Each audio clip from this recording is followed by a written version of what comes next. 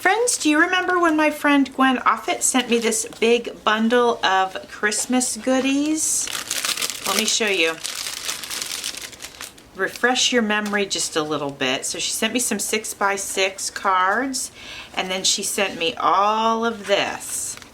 Well, I'm gonna have a play and then I'm gonna share with you what I made. All right, friends, you can see I still have all my stuff on my table, but I'm out of time. I've got to take Andrew to karate. So I want to show you what I made. I made some, I think we call these clusters on bulb pins, and I was inspired to make this because my friend Gwen Offit Designs, who gave me all this ephemera, she makes these. She has these in her shop if you want to check them out. Actually, I probably didn't do this one right. I think that's a little bit long, so let's give that a little trim. When we make our layers, each layer as you go, it gets smaller and smaller as you go up. So what I did is I've got my gold bulb pin, hopefully you can see it. I have my fabric here, I have a little card here that she gave me, I have my lace, and then on top of that, I put a piece of jewelry, and it's a little piece of gold jewelry. It was an earring, and I have glued it on so it will be secure. And there's a little diamond right there. I don't think it's real. And anyway, that's my first cluster. And then, let me put that one over here. I'm gonna save the pink one for last because I only had time to do one pink one. This one I think is one of my favorites. I've got my fabric here, and then I have a plain card. So you could use this as a very fancy tag and put to and from here.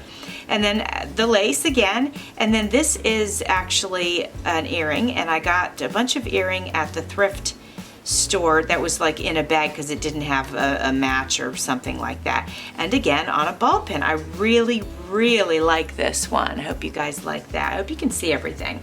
All right, this was the first one that I put together. So again, we have a ball pin, we have this red and gold fabric, and then I've got this card, and it's got the pattern of a snowman on it. It says Merry Christmas.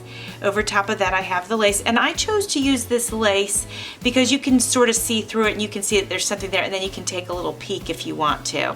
And then this also was an earring, and this one I clipped the whole post part out of it, and then I strung it on here. So I thought that looked kind of cool. And then I was drying this one, so let me remove my clothespin. Yeah, it's still drying, but it's pretty secure. So this one I just did 3 layers. I did the fabric here. It's a nice rich red fabric, and then I did this piece of chipboard, and then on that was an earring that was thrifted, and I love the way that it sort of moves around. And okay, if you weren't going to use this as a tag for somebody, you could use this in your junk journal, you could use this in a December daily, so all of these can be used in that way.